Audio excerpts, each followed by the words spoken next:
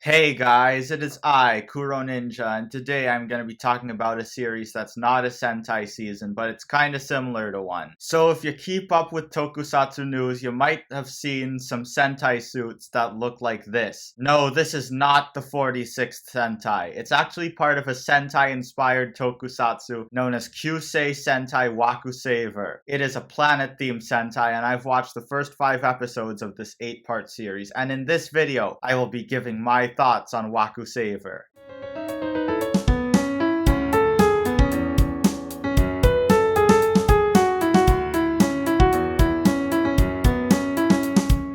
Alright, so let's get something out of the way. The higher powers of Earth Zero that produced Wakusaver aren't technically a tokusatsu studio. If you're familiar with that person I keep talking about, you know, the one with the same last name as Hurricane Red, that's the kind of videos that this studio makes, but it's based on tokusatsu. I think Hana Misora was in some of their videos, but enough exposition. Let's talk about the series itself. Now, the Ranger suits are really good, but to me, the show itself doesn't have anything special. The story is that the Pink Ranger gathered all the Rangers one by one and transformed their most prized possessions into the transformation devices, similar to how Kamen Rider Ghost creates the icons. There's one thing that bothers me a little, and that's the names of the Rangers. We got Red Mars, Blue Mercury, Yellow Sun, Green Jupiter, and Pink Earth. Now I'll give you a few seconds to try and guess what bothers me about the Rangers' names.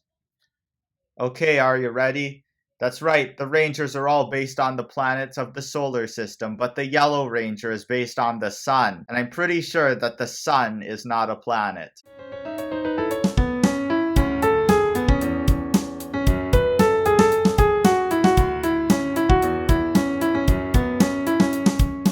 Now that's just a minor inconvenience, but there is a character in Wakusaver that I really don't like, named Purapi Inu. Most of the series, the Pink Ranger is accompanied by this really annoying hand puppet who's basically a space rabbit. This character has no reason to exist. I get why some Sentai characters exist, like Setchan in Zenkaiger and Ticket in Tokyuger, but Wakusaver was made to promote some other thing, and that other thing has a completely different target demographic compared to Super Sentai. I don't see why Purapinu would appeal to the target demographic of Wakusaver.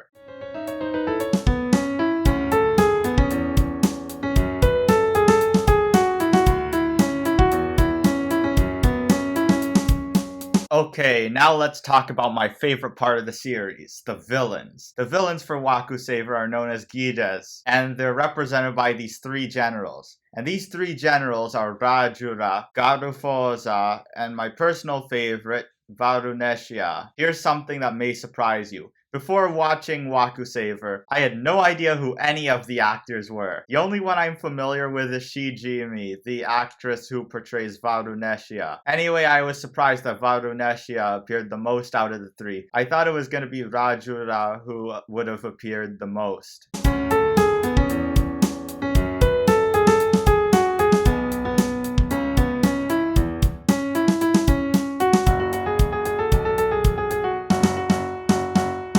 Overall, Wakusaver doesn't really appeal to me that much, but I know that some people will enjoy watching it for the plot. As for fanservice, surprisingly, there isn't much of it in the series. I've seen more fanservice in Space Sheriff Sharavan than in this series. Anyway, that is all for this video. If you enjoyed, make sure to like, comment, and subscribe. And remember, I have nothing to do with Kuroninja.